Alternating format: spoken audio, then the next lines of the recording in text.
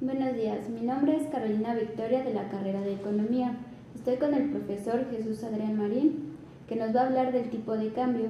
Como primera pregunta es ¿a qué se le llama la devaluación y depreciación y qué es lo que diferencia a cada una de estas? Hola, ¿qué tal? Muy buenos días, muchas gracias.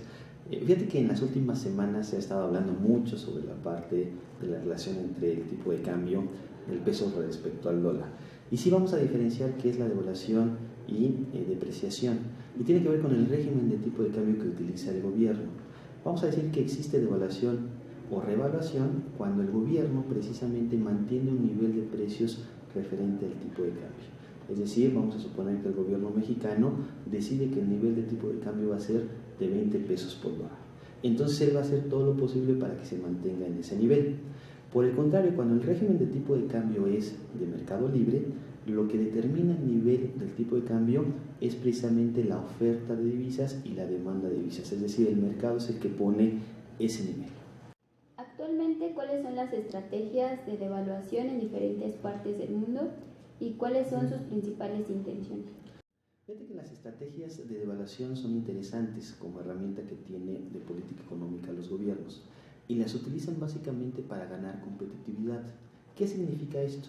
Significa que va a perder valor el tipo de cambio de su moneda respecto a otra y con ello entonces los extranjeros van a ser más compradores de las mercancías.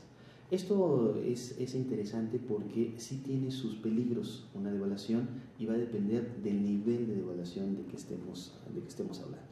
¿Usted cree que el tipo de cambio es útil como estrategia competitiva? El tipo de cambio como estrategia competitiva yo lo veo sí con mucho cuidado, porque hay ganadores y hay perdedores. Así como se gana competitividad, también está la contraparte, es decir, el sector importador también se ve encarecido.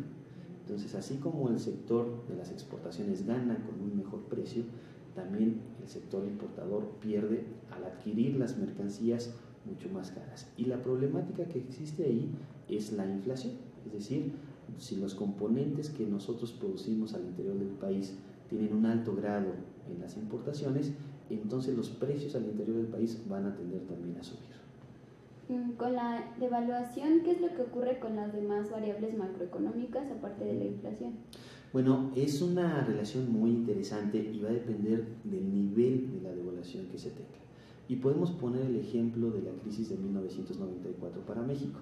Por ejemplo, esa crisis hizo que el peso pasara en ese entonces de 3 hasta niveles de 7 pesos. ¿Qué fue lo que sucedió con las variables macroeconómicas? Básicamente tienden a perjudicar a la población. Es decir, cuando se combina una crisis económica con una devaluación, estamos diciendo que ya el gobierno hizo el último paso para poder tener nuevamente reservas internacionales. Y ahí sí arrastra a las diferentes variables.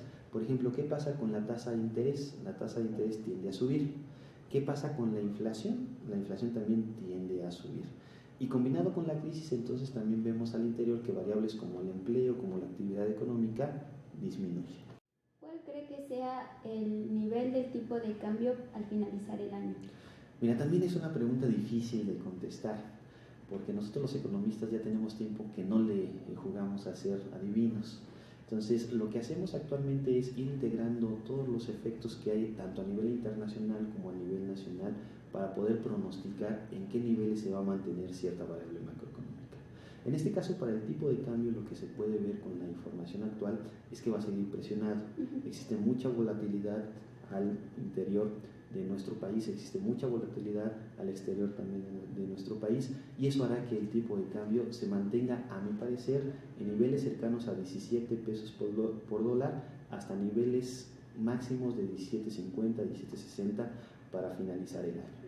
Si las condiciones son favorables para el caso mexicano, se puede tener la posibilidad de que regrese a niveles de por abajo de 17 pesos por dólar, pero eso se tendría que combinar con una recuperación de los Estados Unidos, con una recuperación de China y sobre todo que las reformas estructurales empiecen a dar resultados, es decir, que el sector energético empiece a recibir la inversión extranjera que tanto está esperando. Pues eso sería todo. Muchas gracias por la entrevista. No, al contrario, muchas gracias, Carlos.